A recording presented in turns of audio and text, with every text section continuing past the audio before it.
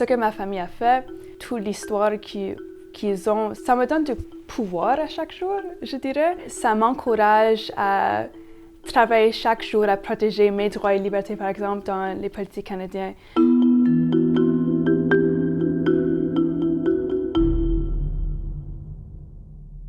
Yazzie Chahedian n'a pas eu à connaître la vie de réfugiée. Elle est née à peu près 10 ans après que ses parents soient arrivés au Canada.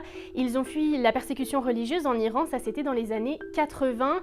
Elle a été une fois dans son pays d'origine, elle avait à peu près 4 ans, et malgré ça, elle garde l'Iran tatoué sur le cœur. Mes attachements vont toujours être différents que les attachements de mes parents. J'ai des attachements culturels qui sont très importants à moi. Mais en même moment, à ce moment, je suis très concernée avec les politiques iraniennes. C'est très émotionnel pour moi, même en ce moment.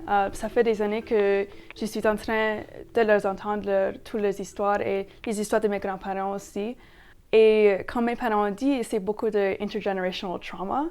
Le parcours qui a mené les parents d'Yazzie au Canada a été long et difficile, mais même loin de chez eux, ils veulent s'engager contre le régime islamiste en organisant par exemple des manifestations.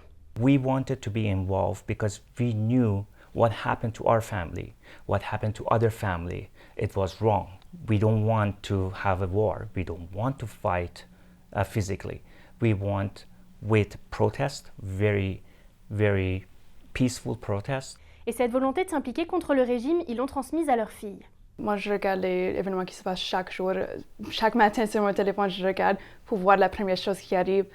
Je parle toujours des événements avec mes parents. Chaque fois qu'on entend des nouvelles exécutions qui arrivent, ça me fait vraiment peur pour les jeunes. Je suis toujours prête à continuer à faire des manifestations, continuer de parler contre le gouvernement pour les jeunes Iraniens et Iraniennes.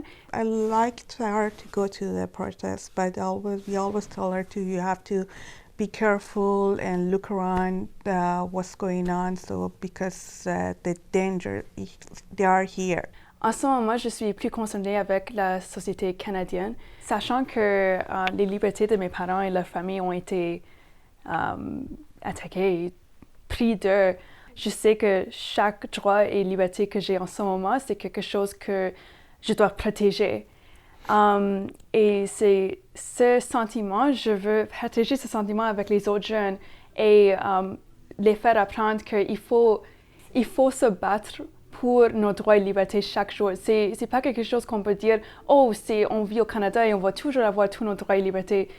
La Constitution, c'est un acte du Parlement. Alors, le Parlement peut ouvrir la Constitution pour changer les droits et nos libertés. Alors, il faut savoir ça et se battre pour ces droits et libertés chaque jour.